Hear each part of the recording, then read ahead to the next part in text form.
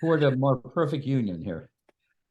So here's what I don't exactly remember where we left off, but we were still on the chapter that had to do with the provisional ego. I think even though we went into that in some depth, I was thinking we should at least finish that chapter and then read the email I sent out. That helps for people who don't somehow don't get the email. And then we'll start the next chapter, which is on our real work. So let's see. Let's get see if Sabine, if you can read now. Does somebody know where we left off? This is Marion. I have changing our address, chapter 17. Yeah, but then where in that? We were in the middle. Leave the room you are in was where we left off the paragraph before that. Okay. Okay, let's go for what did I say? Yeah, Sabine. Yeah. Well, in my booklet, it's page 55, and I think the last paragraph is we give up interest in the false self. Is that right? And then leave the room you are in is the next headline. Yeah. Yeah, Yeah. okay. I read that then. One of the main requisites of the spiritual path is that a spiritual aspirant, we are willing to give our lives for the Master, for God. Meher Baba says, to be willing to die for the happiness of the beloved is true love. To die before you die, to die to the self, to die for the beloved. This can be a means of precipitating our consciousness to a freer level of experience. Dying to oneself is not a temporary letting go of imagination, but a willingness to surrender the egoic life and be born of the spirit. Dying to ourselves and being born in the spirit is like going from the room we are in to the room next door, where the furnishings are entirely different. This we understand. It is clear to us. We have to leave this room in order to go into that room. We cannot take this room with us. Our consciousness is the vehicle stationed in the room we are in currently. And when our consciousness is in this room, but we want it to be in that room, we have to be willing to leave the room we are in. It is as simple as that, although seemingly difficult for us to do. Shall I go on? Okay. Well, no, let's see if there's any my screen is doing something funny. Oh, I guess we're okay. My thought is if any questions, did anyone have any questions about the provisional ego or anything that any loose ends? I see a hand. Yeah. I rose my hand before you posed that question, so I'm going to wait until that question is answered. Okay. Yep. Are you going to share screen? The text did not come through when last time. Oh, okay. Let's see. Jacima. Yeah. Anyway, luckily it was pretty clear. But yeah, thank you. So yeah, leaving the room we're in. I mean the expression being born of the spirit, to go up to the level of the spirit. Can someone kind of define that, or what that means to you? I mean, we're down here at the level of the world and the ego and the wants and all of that. What does it mean to go in the world of time and space?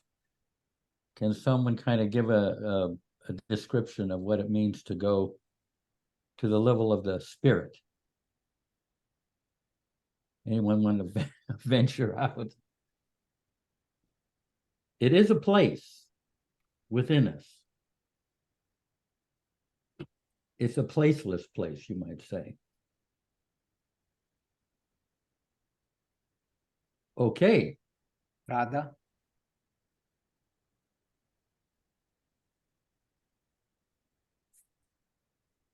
Okay, that's not an easy question, Jeff. uh-huh. But I think it really relates to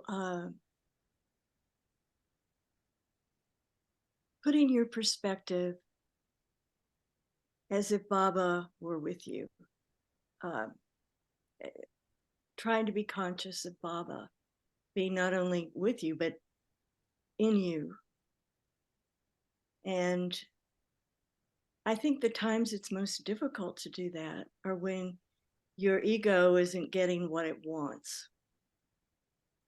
And to surrender at that time and to allow it to be your spiritual teaching versus I'm not getting what I want, or I'm not getting what the world thinks I should want. It's just coming back. To me, it's always just coming back to Baba. And I really enjoyed our meeting last time because throughout the week, I really enjoyed practicing more,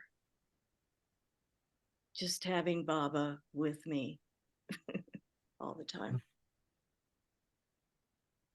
Yeah, I think as we kind of merge gradually into the kind of timeless, spacious presence of Baba, we kind of are moving into a different into that new room that Darwin is talking about. But anyway, let's go on to the next and see what he brings up next. Let's see. How about Josh? Do you have a book there? Whoop. Now somehow we don't see the text here. I don't have a book. I think the person who's screen sharing has accidentally screen shared a okay. part of the PDF instead of just the whole screen. If you try stopping screen share and starting it again, you should be able to try. Any luck there, Jaysima? Yeah. How about now? No, that Huh, we're still getting some hieroglyphics. that's odd. Let me stop.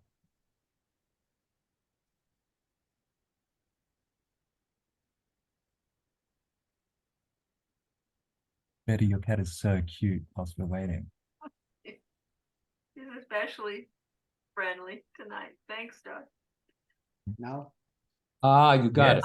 There it is. Okay, but now we want to go. Yeah, you got exactly the right place. Okay, Josh, go for it. Okay. Interrupt me if my connection cuts out and I can turn off my video to clear up my audio, but here we go. Real effort, okay? There'll be a pop quiz after. We have to work on surrendering. We try to surrender, and then we have to help. Then we have the help of the master. Meher Baba says, the master helps the aspirant in his own invincible ways, which have no parallel in the ways of the world. If the aspirant is to be the recipient of his help, he must make a real effort to surrender himself to the divine will of the master. This should be in bold print. Real effort. Surrenderance of the false self is not something that is done just once. It is repeatedly done over and over. As we surrender, we move in the spirit, experiencing more and more of the unlimited consciousness of the Master of God. This is what it means to be born of the Spirit. We surrender the false self to the Master and live through the provisional ego, which is subservient to the Master, our higher self, or God. As we begin to surrender to the Master, laying down our sanskaras, our burdens at the Master's feet, putting our trust completely in him and accepting his grace, we are taking a major step, letting go of the world. From our point of view, we are doing it to unburden ourselves, to be freer, because we are fed up with all the reincarnations one after the other and all the complications that go with them. But it is really spiritual progress. We have moved in the spirit. We have taken a step away from the illusory world and the limited self and made a step towards the reality of God and the unlimited consciousness of God.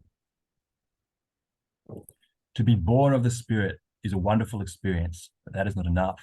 We still have to work and become freer of inner subjective things that create veils over our consciousness so that we do not perceive the truth as it really is. We have to continue to surrender our self-will in favor of the will of God, which means putting our desires and lesser values aside for the real value. Wonderful. Yeah. And I mean, I said last time, this is not an easy thing to think in terms of the provisional ego. I mean, that is Baba waking up in the morning, is Baba having breakfast, is Baba going into work. I mean, I struggle to make it more than just a mental concept into a living experience. Where is it said? Kiki? Taken decades and decades for it to become more real. So it seems like a simple thing, but it takes it's not easy. Anybody want to say anything about their struggles or their breakthroughs with the provisional ego? Could you, and this may be just an extension of the question you just asked, could you give an example where you felt you were shifting out of our usual ego into the provisional ego? I am at home Oh, relaxing. just a second. Diane, Diane, we're hearing all about your grocery list and everything for tomorrow. Sounds good. You know what? I mean, I'll just kind of give you my own thing. Sometimes I'm in a situation where I see things unfolding and being orchestrated before my eyes. And I'm kind of a little bit outside of myself, participating in the scene that's before me. And it's almost like, Baba's actually eclipsed me. It has eclipsed me for the time being. Sometimes you kind of might be writing a poem, and it just seems to be written through you rather than from you. So every little bit, there are all these different things that Deinen Stuhl wollen? start out in Ja. small ways, and you just you get more and more opportunity, more and more flashes of this experience, so that after a while it becomes a little more and more real. But yeah, go ahead, Virginia. Okay, things are really jumping around and freezing for me. So am I at the right time now? Am I synced up with all of you? Yeah, you're good. Okay. I had raised my hand earlier when I heard you asking about sharing some experiences with the provisional ego and submitting our will to the will of the master. I have a child coming in the front door that I'm going to say hello to. But so, yeah, I had some experiences this last week. I work kind of a high stress job in the medical field. And recently it's been harder for me because I just worry so much about making decisions that might harm people. And this last week, your advice of just asking Baba to come with me everywhere I went was the most amazing thing ever. And I had so much calm this week and just lack of worry and just going through the day. So that was a lovely experience. And then I had an experience a day or two ago where my husband and I had kind of some conflict come up. And I noticed afterwards, about 5 minutes later, when I remembered to think about Baba, that there was a lot of hesitation, and my ego didn't want to ask Baba to be with me because I was ashamed of myself for having had anger come up. And that's been really helpful to look at. Excellent. No, that's wonderful examples, you know. Maybe I'll just take a pause here because some of you weren't here last week, but I once said I was in Mandalay Hall and I said to Merwan Jesawala, that's Erish's brother, one of the Mandalay, that I said, I've tried for years, you know, to the provisional ego, which I will, you know, do for months, and I'm doing quite well and everything. But I said, I've never been able to make it stick. You know, I do it for periods of time and then it just doesn't make it. I said, what would you suggest? And Merwan said, do this. When you wake up in the morning, say, Baba, come with me. You know, when you eat breakfast, Baba, join me for breakfast. When you go out to work, Baba, come with me when I go to work. And he even said, and when you have to piddle, say, Baba, come with me, I got to piddle. Take him, you know, invite him along with you. And so that really appealed to me. And I said, oh, that's kind of plan B until we're able to move into plan A, which is Baba doing everything. At least bring him in. And in bringing him in to every little thing I did, over time, I kind of got a more of a sense that, wow, he's actually the doer here. I get a little bit more of a sense that he's the one that's doing things rather than things coming from me. So that was kind of a very, very valuable thing that you just referred to, Virginia. But anyway, so let's go for the last reading. Let's see. Let's try Marion. How are you?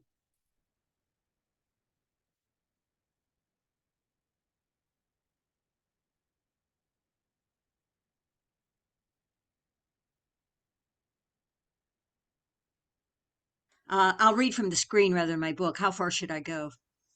Yeah, just go down to the end till the next. Okay. All right. This is the will of God. When we surrender to the Master, to God, we become more intuitive. The culmination of listening to the intuitions that come with self-effacement and complete surrender equates with the sixth plane of consciousness. Love expresses itself on the sixth plane as complete and happy surrenderance to the will of the beloved. One is completely reconciled to the will of God.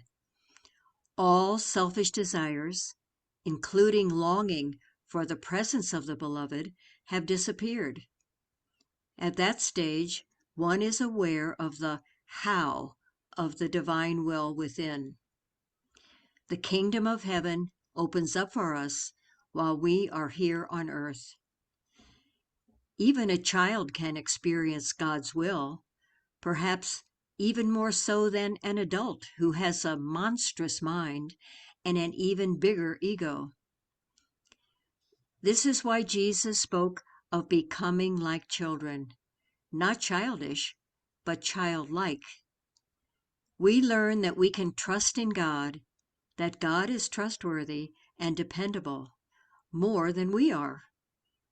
But to dare to go out on the limb of complete faith in God and depend upon His will for us, day by day, in every circumstance, requires a real effort, a real daring. I have had some experience with that. Even from my early life, when I was working on cattle ranches in the West, I was aware that I was doing things under the will of God. I felt that God was guiding me. This is something that is worth trying to experiment with, trying to see how we would deal with surrendering ourselves completely to God's will, without having a whole side issue of things that we can draw upon to please ourselves. And when his will goes contrary to what we want to do, if we are willing to do his will rather than go with our will, we will make progress toward experiencing his unlimitedness, especially if we do it in the spirit of love. The sense of God's will coming through can become a steady, substantial, and reliable flow. Moreover, it is not so much like a message coming over a wire.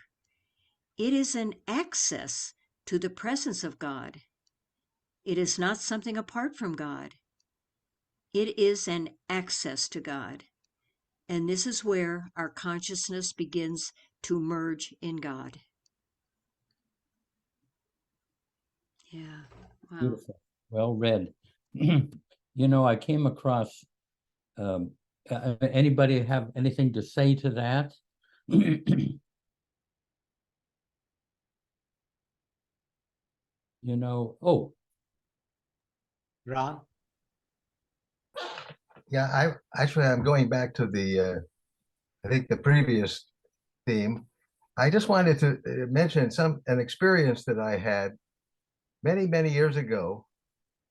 It was quite a blessing. It sort of set a tone for remembering Baba, which was that for a period of time, and so it was a sudden thing, but it lasted for a week or two. I can't remember because it was so long ago that it happened. But my experience was that Baba would be with me physically. And when I say physically, I did not see Baba, but I felt his physical presence with me wherever I was. And thus I got the idea that he was always there. I think he was just letting me know that he's always there with me, and he's observing me, and he wants me to not displease him, but please him. You know, that's a simplistic thing, but to be happy, to not worry, you know, all the different things that the lessons that Baba has given out and recommended ways of being in the world. And I would only feel every once in a while that if I had displeased him, he would alert me to that. Or on occasion, he might give me a thumbs up, or you know, one of these that he particularly liked something that I may have attempted to do that maybe was good for somebody. And that lasted, like I say, for about a week or two. But it left me with a very firm conviction that that's the way it always is. And it's up to me to always just remember that and be with him in that way, and have him be there ready to help me out, to direct me and guide me so that I can be aligned with his wishes. So from my point of view, it's a real thing, you know. It's just, you have to kind of imagine it, imagine that he's there, and know that he's there too. It's kind of both. yeah.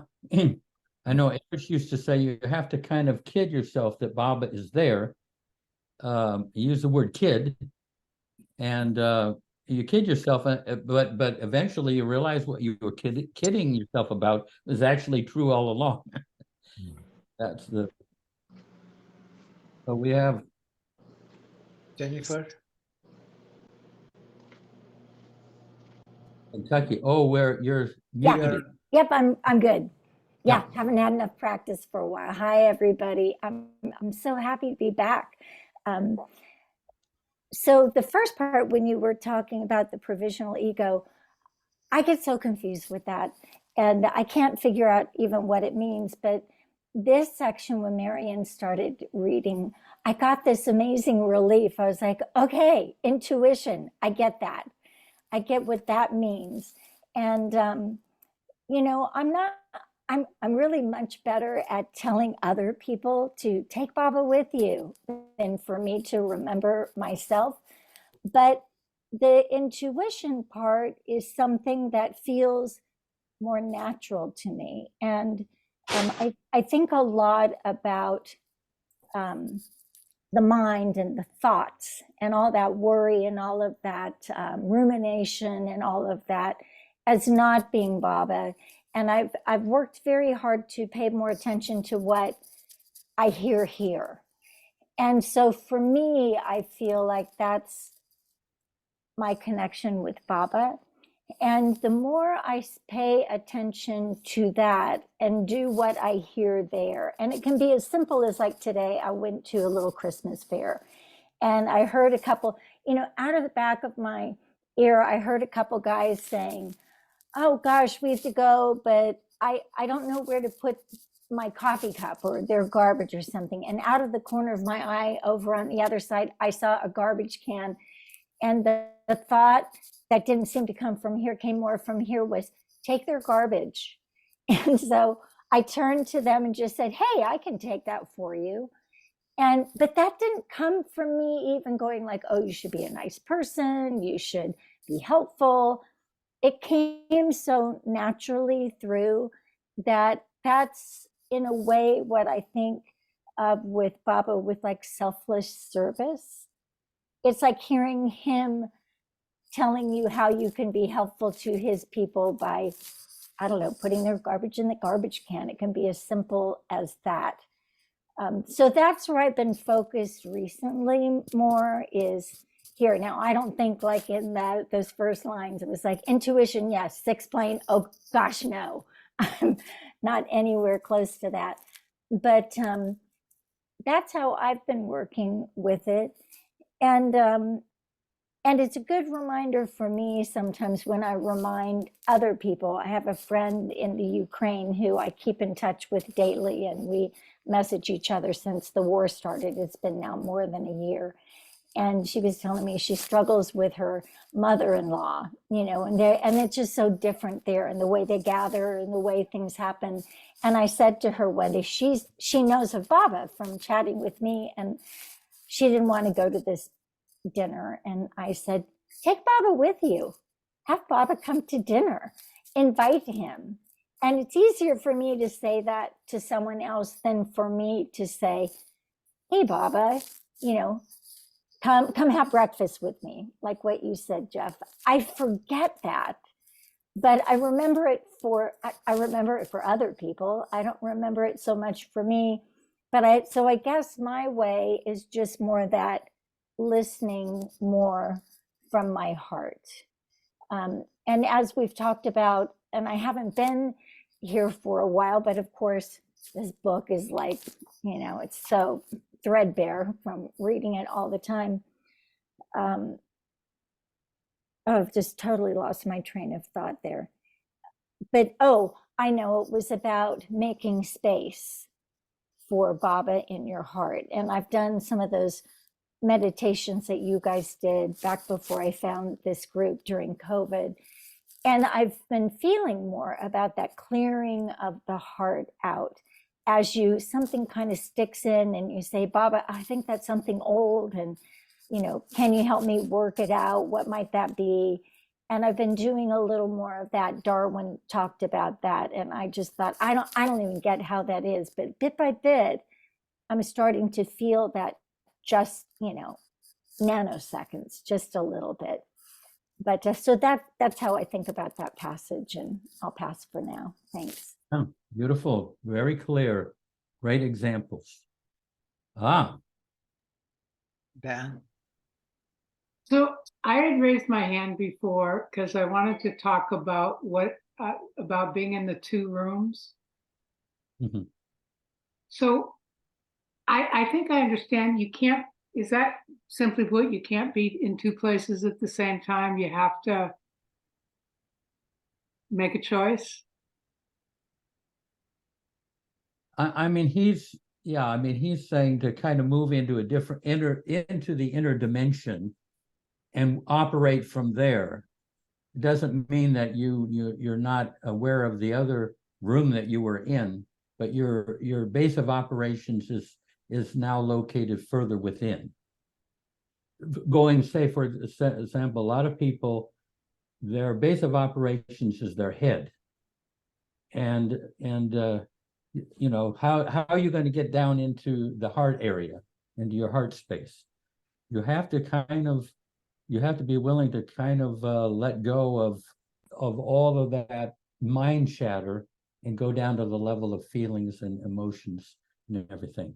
So it's pretty hard to be at the heart level and at the head level at the same time. I always think I got to go upstairs to think, come down at the level of the heart where I live from. So it's in that way. I find if I'm following my feelings on the internally, I can't. I'm following with my awareness. I can't bring my thoughts down there. I have to kind of go upstairs to think. I don't know if you folks have that same experience, but at the heart level, you can't bring your mind down at that level. Anyway, that's anybody else. I'm finding that when I'm in my head, I don't want to be there because it tends to only take me down a rabbit hole. And I have gotten pretty good to default to giving it to Baba. It does get me closer to an inside job. Yeah. And so I thank you. Shift out of that whirlwind of thoughts by turning to Baba. Yeah. Rich. Well, I think the two-room thing is an analogy that Darwin is using to get us to really realize it's a real experience when you move closer to Baba's awareness in the world. But I use them as an example, and it's unfair to them, but I have neighbors that I really respect, and I like them, both of them. They're very smart. And I would just label them as middle class, but they're very aware. But they were good Catholics, both of them, before they got married. But their lives revolve around creating experiences to keep their minds and activities always moving. You know, the gerbil on the wheel. They're always vacationing. They're always doing something. That's their whole life. They plan everything, and they're really good at all this. And they devoted themselves when they were younger to making sure they had a retirement so they could do some of this. And so what I call that is the ego life. And I know that's what Darwin, to me, that's what Darwin is talking about. Stop living the ego life and really try to see what this other thing with the avatar is. Because the ego life can be a lot of things, but it certainly involves planning all your energy around doing things in the gross world, primarily. And now that's psychological to me. And it's also, of course, emotional, and it can be financial. But for me, that doesn't really work. It never has, but I was dysfunctional in terms of doing the good ego, job in the world. So I really see it with Darwin's book as just remembering you're really not the ego. It ends in devastation. Many people commit suicide because that little bundle of ego ain't really doing the job. So your real self with the avatar and his process of working with you is fundamental to who you really are in the world. Somehow we're locked into creation. But so somehow Baba must be presenting us with a way to be in creation and be longing for his presence all the time. What do you think, Jeff? Yeah. I mean, it's moving in the room is the inner, moving into that inner dimension and living from there. I mean, it's vacating the mind and all the superficial things into the deeper part of ourselves. Ah, Anne? I think maybe I'm up. I've been listening on and off to some of the early recordings of this some years back, and there was a woman named Heidi that was there fairly frequently. Oh. And she had mentioned a book which, you know, aging synapses have lost the title of, but I actually bought it on Kindle. And out of that comes this image that I think we've talked about, or I've heard you talk about, this idea that we are all a manifestation of Baba. Everything is Baba. But we're trying to, I mean, the way I understand it, and please correct me if this is kind of off base, is trying to tune in and make myself open to that sense as if Baba's the sun and he needs to shine through me. And there's this counter current inside of me, like, I don't know, do you ever see that awful movie, The Gremlins? And it's like the Gremlins, it's always after midnight and they always ate. And it comes up and it obscures Baba the sun. And it gets like on a rat race on a hamster wheel. And it's so hard to disengage from that energy. My mind says, Baba, please take this. And I try meditating and stuff, but it's very, very hard to stop that obsessive thinking. It's almost like I'm in the process of trying to rewire my brain.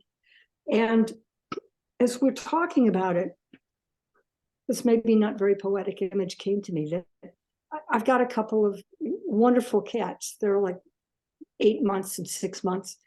And I got a couple of cat boxes, and they're just really good about using cat boxes. So several times a day, I have to remember to scoop the poop or the whatever that's there. It's that clumping litter. And I thought, as we're talking about that, well, that's what like happens in my mind. Normally, if I'm clean litter, Baba can shine through. But I got all this gut that keeps needing scooping. And it's hard to find a routine or a practice of just so automatically scooping that the sun can at least begin to get through and I can go, oops, time to scoop again. It's like, am I making any sense? It stacks up and then I get stuck in this crazy thinking. So if anybody has any thoughts on that, I welcome them. You know, the next chapter is dealing with that very thing of becoming what Darwin used to say, rather than a base of operations, a conduit or a vehicle, so that our better angels are flowing through us, rather than our lust, greed, anger, jealousy, impatience, all of the lesser qualities, you might say. Yeah, we'll get into that soon. We got a lineup here. We got communal islands. Marian? Hi, it's Marian. Many treasures are being shared here. So I just want to share something I think is kind of fun and funny. And because I'm very grounded in the concepts, provisional ego, say Baba's name, all the concepts, I'm very grounded. But I have the metaphor, I love metaphors, of I fall off the wagon pretty fast. But with all the tools I have, I can get back on the wagon pretty fast. And I use like a hay wagon, because as a teenager, we used to take a lot of hay rides in the country. And with a horse that kind of clip-clopped along. So on my hay wagon, I might fall off, but there's a lot of people on the hay wagon. I run up and catch up who pull me back up. So I love that as a metaphor. And so, because it happens, I call it now the accelerated time. Everything's happening so quickly. And so I fall off fast and get back on fast. But one of the things I do that I love, because Baba has shown me I need to use the talents and the channel I have when I came in this life with my own particular talents. And one is psychodrama. And I was a theater major and did a lot of that, not professional theater. And so that is, I distinguish between my human Marian and my expansive spirit that goes into the void, into that room where I can't be in the old room and the expansive room at the same time. as this book is telling us.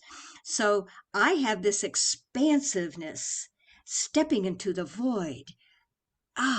And then my human Marion, she puts her hands on her hips and says, I'm not going there. You can't make me, and I won't do it. I'm scared. It's not familiar, and I'm staying back here in this pain that I know and that is very familiar. So just can't make me. And so what it does, rather than a criticizer coming up, an empathic Marion comes up and takes her hand and says, well, is there some step we could take where you could take a little step and feel safe? And then I have to listen to her. And she'll say, well, there's that new place that's having those lattes that I'd like to go sit and have a latte. And I say, oh, okay.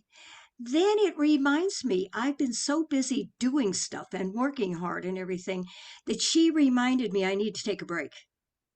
So even though she's the defiant one and wants to stay in that same old room, she has the key to a real need of mine. So I go back and forth. I jump back and forth. So thank you for listening. I just wanted to share that because it's kind of fun to do that. I'm not so caught up in feel like I'm doing something right or wrong. It helps me. Yeah. Yeah. Beautiful. Confinement and expansion, so to speak, Right. Beautiful. Paula?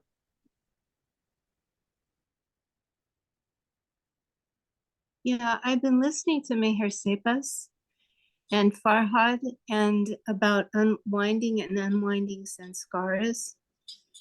It's really fascinating and it's wonderful to listen to. But it's like when we're winding sanskaras, everything is kind of in order.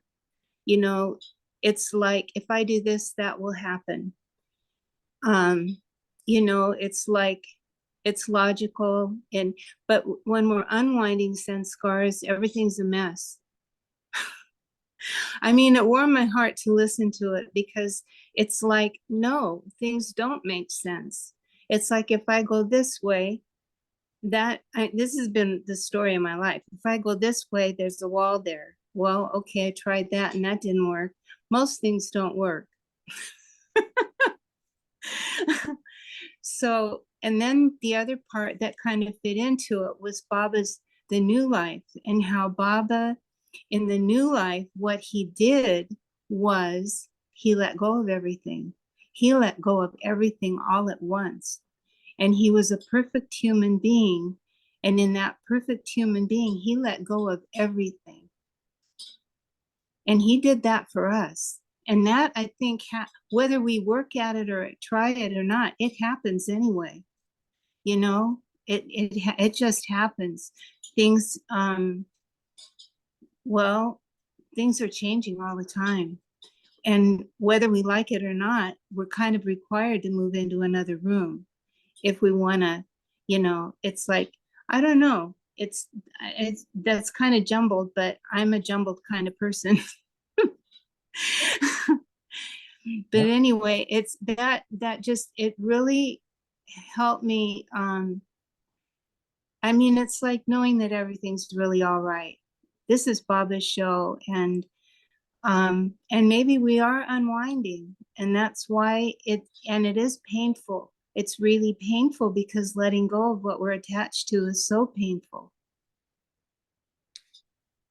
Well, anyway, those are some thoughts. Yeah, but it's marvelous. It's marvelous to I love listening to him because there are some people that you can listen to. Phyllis Frederick was one of those that when you listen to them, it's like, everything's all right.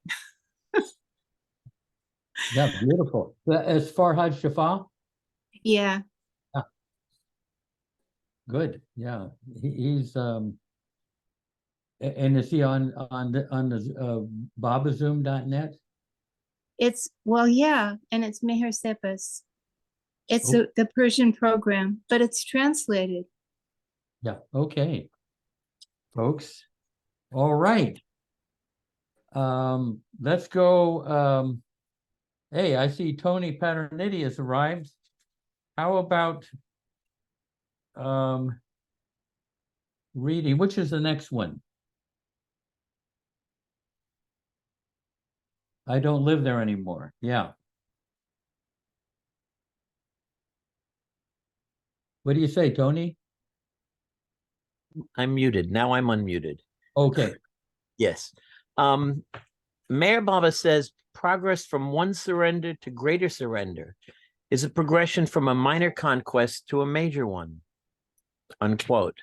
Now, this juxtaposition of surrender and conquest has always amused and startled me because we ordinarily think of surrender as a negative thing, as a giving up, a letting go. We do not usually think of it as being a conquest. But Baba puts these two together. Surrendering the false self to the master is the first part of a major conquest over the ego. It is not a loss, but a victory. I just want to add that there was a car in my neighborhood years ago. I realized later I came from the 12-step program, but it had a bumper sticker that read, "I didn't quit, I surrendered." So this reminds me of that. All this is part of the work that is the spiritual path. And grace is of paramount importance. I feel that my greatest strength comes from ceasing to struggle with things in the illusory realm and surrendering to the master, lining up with his will and accepting his help, his grace. In doing this, I experience security and stability, and I know I have at least one foot in the door. His divine love and grace dissolve any remaining veils. Through what Mayor Baba calls, quote, gradual stages of ego transformation, our old egoism is replaced by humility, which is based on the knowledge that the master is really doing everything. Our surging desires are replaced by steadily growing contentment, and selfishness is replaced by selfless love. When we are at long last ready to turn toward home, toward our real home, we can heave a great sigh of relief as we surrender the self to the master. We die to the false and are born of the spirit. We realize that we are timeless and we're never really enslaved by anything. We change our address. We say, I don't live there anymore. There is an actual sense of salvation that goes with this. Spiritual security and sanctuary, all due to the grace of God. Wonderful. Yeah. You know, there was a quote of Rumi that I shared with Darwin, which he liked very much, where Rumi says, on the spiritual path, effort is required, but grace is 1,000 times greater than effort. When the morning sun appears, the candle of self-effort can be blown out. That was kind of his experience. Well, now let's go on.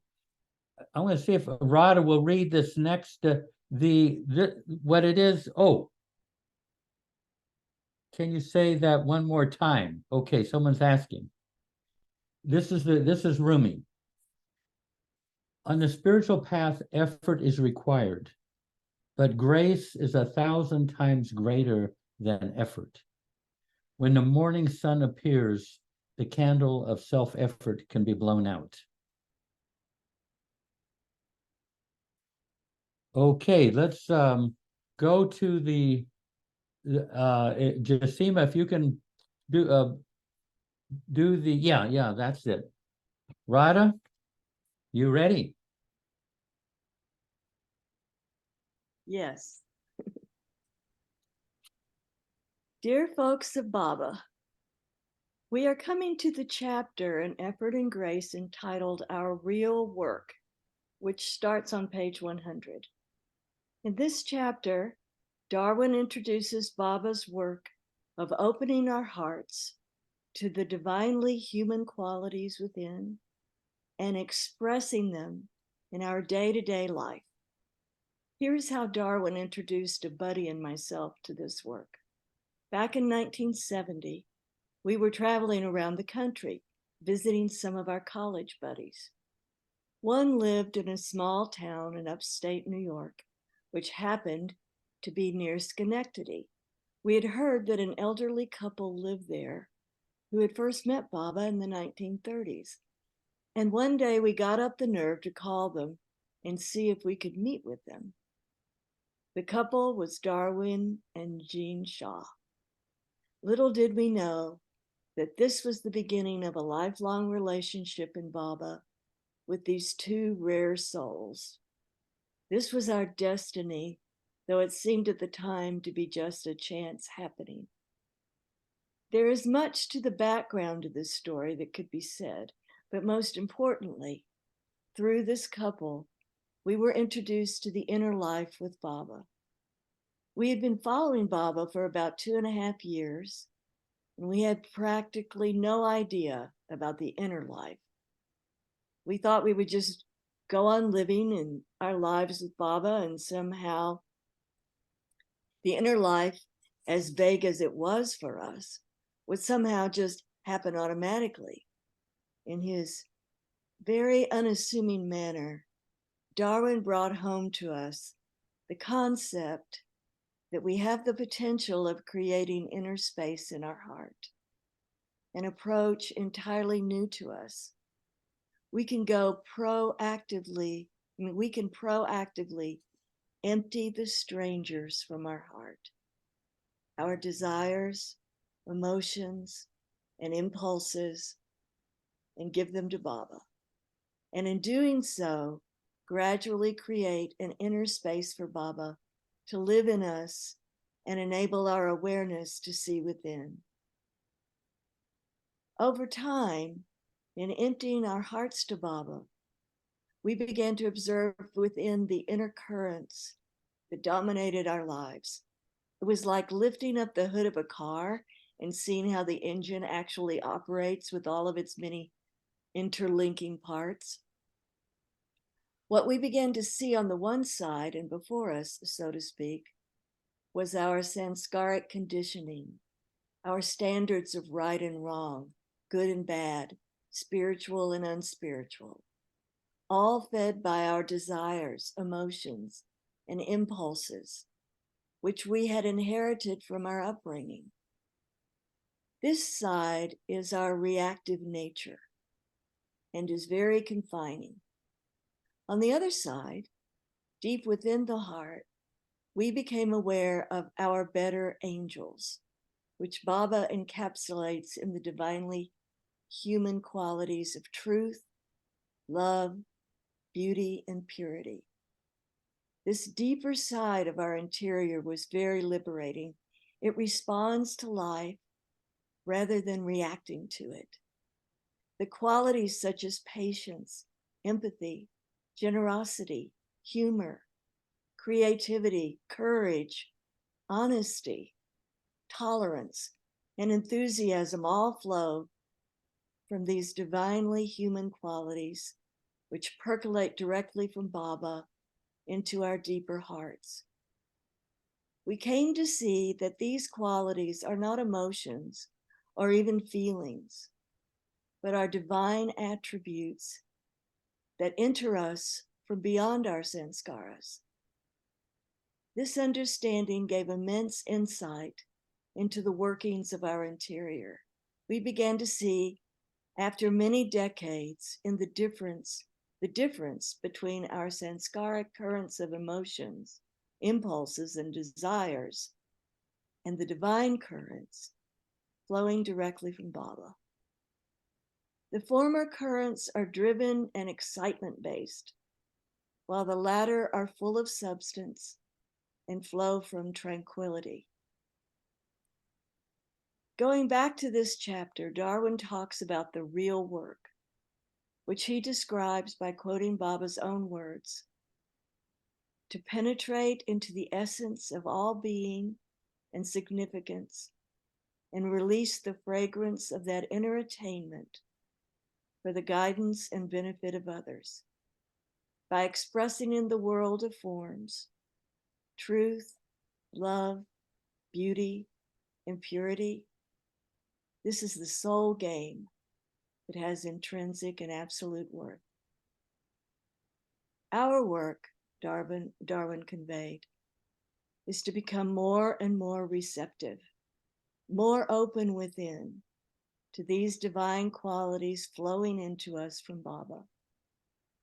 This requires, for example, that we work at sublimating, as Baba says, anger into patience and tolerance, greed into generosity, and desire into purity. Over time, these efforts inspired by Baba, which Darwin calls the real work, result in a perennial flow that truly blesses our lives and this world with Baba's inclusive and unconditional love. It is important to say that Darwin's is one of the major approaches to Baba, a conscious inner journey. But he would say that this is not the only way to Baba. There are other approaches that are equally valid. In our beloved Baba's love, Jeff.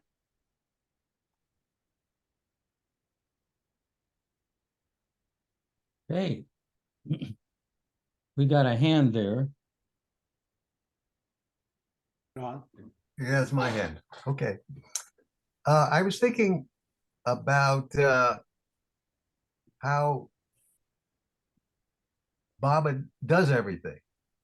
For instance, one of the things that really struck me when Erich would say, after he was asked by Baba to go and talk about Baba in 1952, instead of coming to America with Baba, Baba asked him to go around and talk about Baba. Now, he was talking for Baba, but he wasn't talking about Baba on his own. But Baba asked him to do this. And so either Baba gave him the idea or he came up with the idea himself, which was when he would get up in the morning, he would just say, speak. And he was talking to Baba. He wanted Baba to speak through him. And so he asked Baba to just speak. Now, if you ever spoke with Erich or heard him talk, maybe on either in person or on a film or something, it seems to me that Erich was very spontaneous in the way he talked, and he was listening to himself see what he was going to say. I mean, I don't think he really knew exactly what was going to come out, because a lot of times he contradicted other things that he would have said the day before. But nevertheless, this is what he wanted to say. And it didn't necessarily have to mean anything. But I was putting this in context of something that I have done over the years, which is to write songs, compose songs, either with lyrics or with just music or both. And over the last 20 some years, I had this inspiration to take some of Baba's messages and things that he would say to people that are written down in various books or magazines, and make it into a song. Now, the thing about it is, I basically would see what the quote was, and I would just open my mouth and see what would come out. You know, I would just start singing it, and if it sounded good, I would follow it up. If it didn't sound right, I'd switch over to something else or put it away and try it again another day or something like that. But that was the general thing, was to invite something to come out that enhanced the message of the words. Now, after 20 years, some of these songs I've been singing for 20 years, I try to think back, how in the world did I come up with that? And I think to myself, I didn't really come up with it. It just sort of came out. And I think that's Baba's being the creator and the sustainer, in that sometimes I continue to sing the song and other times it kind of drifts away and I don't sing it. But I think he's just using my own sense of consciousness to practice whether or not I appreciate something. I think appreciation and gratitude are some of our most important ways of accessing and giving our really our love to Baba through these various things that we appreciate. That's a few different ideas in one thing, but I hope some of it made some sense. Well, you're going to have to take your ukulele out sometimes and play one of these songs for us. He's got some great songs, you know. So maybe at the end, go see if you can find your ukulele back there and at the end and sing us. Because he takes Baba's words sometimes and makes beautiful. They sound like they rhyme, but they actually don't. But somehow the cadence and the lyricism sounds just like poetry. Anyway, okay. Rich. This is a little bit off the subject, but years and years ago, it was on the Baba calendar, and I didn't remember reading it anywhere. But I think if Ron and Jeff might correct me, I think it's a Hindi word called Vegira. I'm not sure if that's the pronunciation. I don't have the exact spelling in front of me, but Baba defined it as that divine desperation that leads you to, at any cost, seek the grace of God or the avatar or guru or sadguru. In any case, that for me has been, I think, more of my sort of path. But I remember in reading I'm going to comment on Darwin's book, because I remember in reading the discourses, I think I would always wonder, well, how do you do all this? And that's what Darwin's book is about. That is why we're all here, kind of, you know, it really is trying to unravel that mystery for each of us of how do we seek that grace to escape from this Vegira, you know? It's like, well, thanks, Jeff. Yeah. Vairagya. I mean, Vairagya? That sounds better. Vairagya, I think that's it. Vairagya, yeah. Okay. We should get. Thank you. Need more parts, don't we? Goer knows the pronunciation. Yes, you're right, Jeff. It's Vairagya. Vairagya, okay. Vairagya.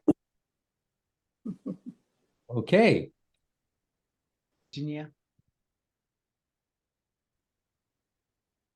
I just had an experience while I was sitting here listening to everyone, and I don't know that it's directly applicable to anything we read tonight, but it's kind of piggybacking on what I shared earlier, where I've been inviting Baba to join me as I've been going out throughout my week. And after I had an experience the other day where I was angry with my husband and then noticed that it was hard for me to ask Baba to join me in that, then I did anyway. And I just got the sense that, you know, see what happens next time you're having an emotion, and ask me to join you there and see what it is. You know, try not to be ashamed, try not to have any judgment, just see what happens. And I was sitting here listening to you all speak, and a momentary anxiety came up about something that I'm thinking about this next week, and invited Baba to join me in that. And I just got this like overwhelming sense of, you know, God went from undifferentiated, you know, unconscious God state to all of the drop souls everywhere. And the delight of that is all of those then coming back to Baba again and coming back to God again. And throughout that, God loves the play. God loves being each of us in every form and everything. And he was giggling at experiencing anxiety. He was like, oh, look at this feeling. This is kind of fun. This is new. And it was a sense of like, this is a different way to experience emotions as something delightful, or what's the word I'm looking for? Novel, and you know, something to be explored and be creative with, and just to be in it in the moment without having judgment of it. So that was something that came up for a moment, and he told me to share it all. So thanks. Yeah, beautiful. Yeah, what takes longer to get through our hangups and everything is when we experience them in isolation from Baba. You know, so to bring Baba into the mix, whether it's our, you know, the worst things that we're ashamed of, people have heard this story anyway. I won't share. I'll share it sometime privately with you. Something that Eric said to me. Hey, so let's go on to let's start chapter 18. And how about Bob? You got a Yes, our real work. If you meet life squarely, accepting its opposites with equanimity while carrying on your duties in a spirit of selfless love and service, you will not only come in tune with the infinite, but you yourself will become the infinite which you seek. Meher Baba. Meher Baba said, from the spiritual point of view, the only important thing is to realize divine life and to help others realize it by manifesting it in everyday happenings. To penetrate into the essence of all being and significance, and to release the fragrance of that inner attainment for the guidance and benefit of others by expressing in the world of forms truth, love, purity, and beauty. This is the sole game that has intrinsic and absolute worth. All other happenings, incidents, and attainments in themselves can have no lasting importance. I take this statement, which has become known as the game, as an instruction from Baba to concentrate on the divine qualities of truth, love, purity, and beauty, and to express them, radiate them in Maya, instead of expressing from our egoic sanskar patterns. Doing this helps us to keep our focus one-pointed and our spiritual current flowing. In electricity, the current flows and the wire is only incidental. Likewise, we are conduits. However, we tend to express sanskars from the veil-creating subconscious. But we are meant to be mediums of truth. So why not let go of the debris in the mind and become nothing but a wire for the divine current, so that the divine qualities can flow through? We then radiate those qualities instead of Mayavic thoughts. This is our real work. Baba purposefully uses the term penetrate in the game. This suggests effort, that of probing. As we penetrate more deeply into the spiritual realities, we begin to experience an inner life that brings us nearer to truth and also removes veils from the inner states of consciousness. As this happens, we can perceive deeper values within and experience fulfillment at the level of the spirit, rather than at the material level. Ultimately, we have to find complete fulfillment at the level of the spirit.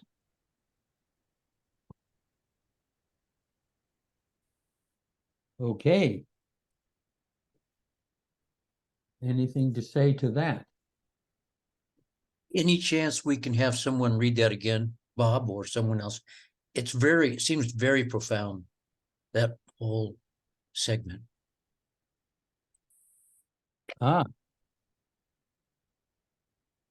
Okay, let's see. First of all, we'll see what Jennifer has to say something, then we'll come back. Oh, okay, thank you. You know, given what's happening in the world with what's happening with Israel and Palestine and all over the world, all of the horrendous actions and activities that are happening and all the suffering, and looking at this statement of our real work, I've been thinking about that a lot, what our real work is in this world, and that being a conduit to the purity and love and truth. It's the way I don't know what anybody else is doing with all of this and how to connect and be of service and be a light for Baba in this kind of dark time, which is not the only time it's ever happened. It's something I'm struggling with. So I just wanted to bring it up here with this because I want to be a current of and helpful in a very dark time. And the way I think of it is by if I can stay in Baba's love and feel that coming through me is the only way I can think of being of service right now. And yet I also feel like I should be doing something.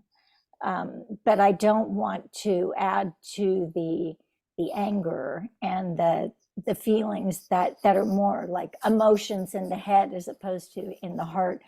And so anyway, just I don't know the answer to that, but it's just something I kind of wanted to bring up because I think it fits into this about being that conduit. So thanks. Yeah, good, very good. You know, Delia de Leon was one of the women Mandalay from England, from London, and she was a classic worry word. She, you know, Baba says, "Don't worry, be happy." Well, she was way over on the worry side, and when London was being bombarded, you know, in World War II, Baba sent a cable to her, and among one thing he said in it is, "Remain calm. If you remain calm, I can work through you." Meaning the love that's in us doesn't get obstructed by a whole lot of anxiety and conflict and anger. It can flow through us. It's kind of the way I kind of interpret that. But imagine someone who's a great worrier, you know, when they really have justified to be worried with London being bombarded, Baba asked her to remain calm. So does that mean for us then at a time like this, the way we can be helpful is to be that way, to, you know, it's not about not having any feelings, but so like he was saying with Delia is to not worry and stay calm, and he can work through us. Yeah. Work through her. Would you say that's maybe the same for us, at that same advice for us for this time? I kind of feel that. That doesn't mean that you don't do anything, you know what I mean? But to remain calm while you're doing it. She may have been involved actively in trying to deal with the situation. The devastation happened to London. I actually don't recall what she did there, but and you know, I don't know, is Mayor, oh yeah, hey, good, Mayor Prasad is here. That, you know, that quote that I don't know if you've got it. There's a great quote that Mayor Prasad has, if he can find it, that I think speaks to the situation today. Yeah, let me find that.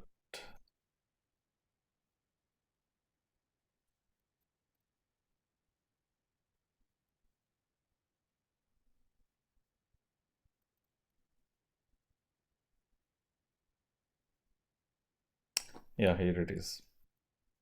Amidst intense activity, if there is absolute calmness of mind, that is the highest love. Amidst intense activity, if there is absolute calmness of mind, that is the highest love. The mind is not obstructing the flow of love coming through us. But it's hard when your cherished values are getting trampled by the world around you. It is no easy thing. But okay. Radha?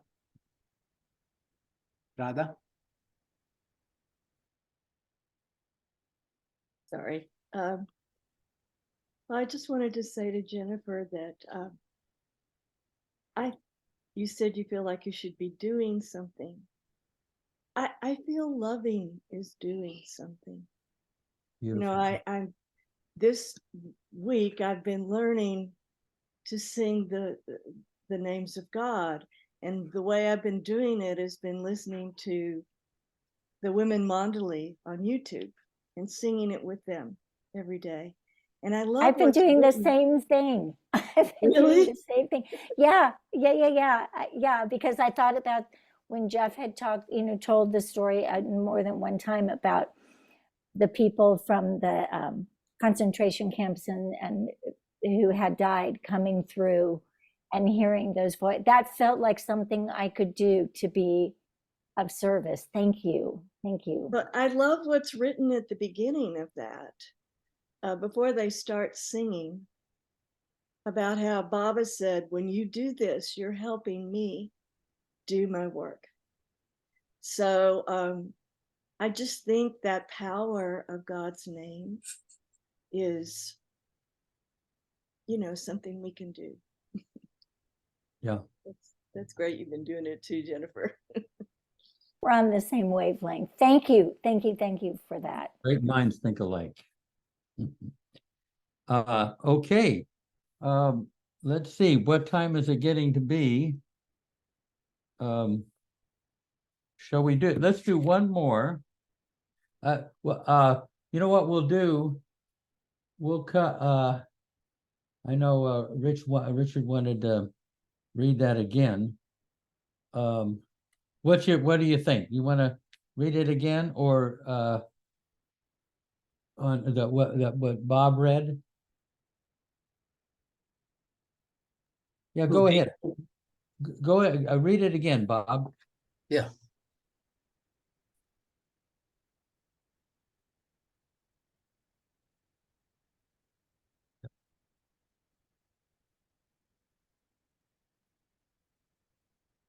Hello, Bob. It's been. Oh, there. Okay. There. Am I unmuted? Okay. Yeah, you're good. Okay. Our real work. If you meet life squarely, accepting its opposites with equanimity, while carrying on your duties in a spirit of selfless love and service, you will not only come in tune with the infinite, but you yourself will become the infinite which you seek. Meher Baba.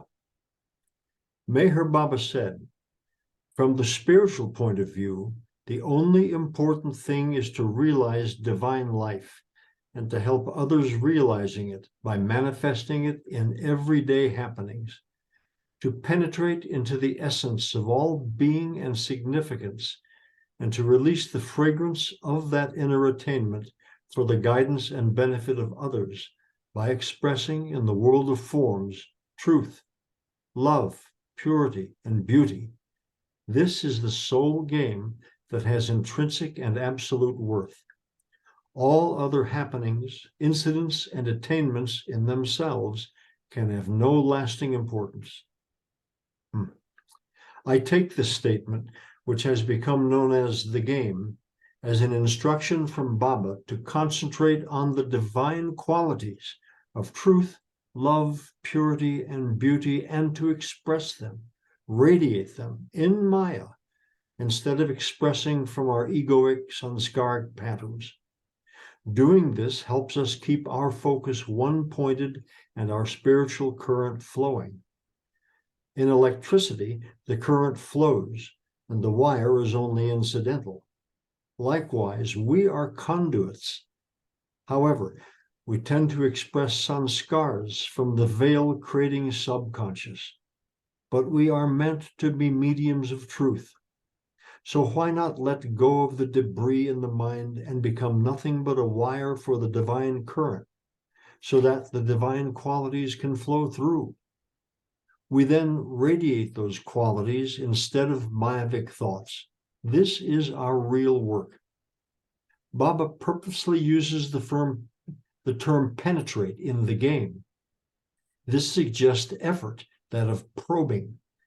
As we penetrate more deeply into the spiritual realities, we begin to experience an inner life that brings us nearer to truth and also removes veils from the inner states of consciousness. As this happens, we can perceive deeper values within and experience fulfillment at the level of the spirit rather than at the material level. Ultimately, we have to find complete fulfillment at the level of the spirit. Yeah, maybe we should go. How about a goer? We'll make this the last one, or well, let's see, what time is it now? Let's just see. I think we should stop here. Yeah. And maybe we can get, Ronnie, do you have your ukulele there? And he does. Or one of Josephine. Tenor guitar, Jeff. What's that? A tenor guitar. Oh, okay. Oh, that's all right. It's got 4 strings. You were right about that part.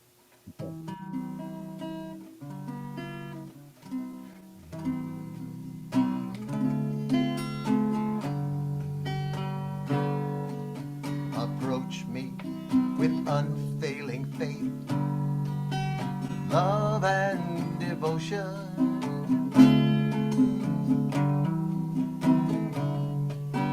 And with a longing to receive my divine love and grace.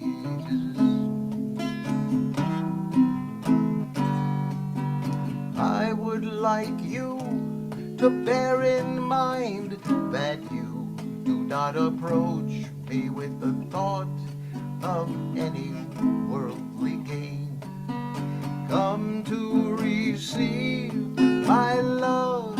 Remember that whosoever forms friendship with me loses everything, even the self. And then I give God realization.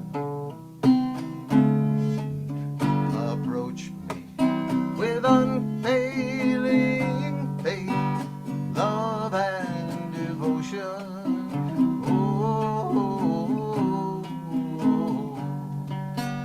And with the longing to receive my divine love and grace.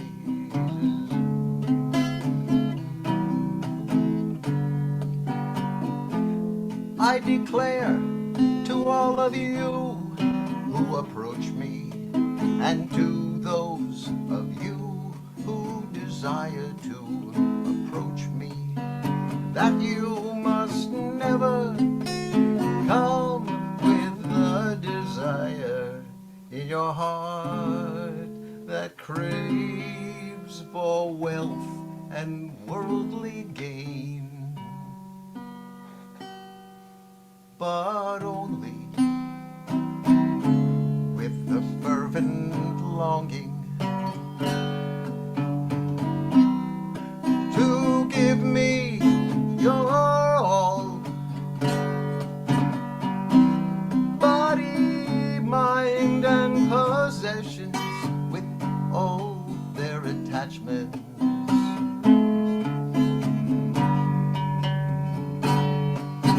Approach me with unfailing faith, love and devotion.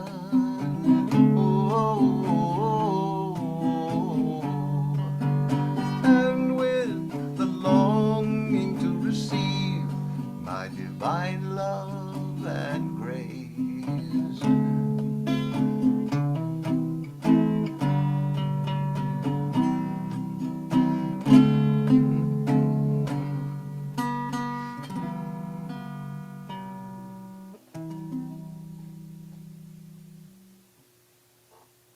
Nice. Thank you. Let's have a few moments of silence. And yeah.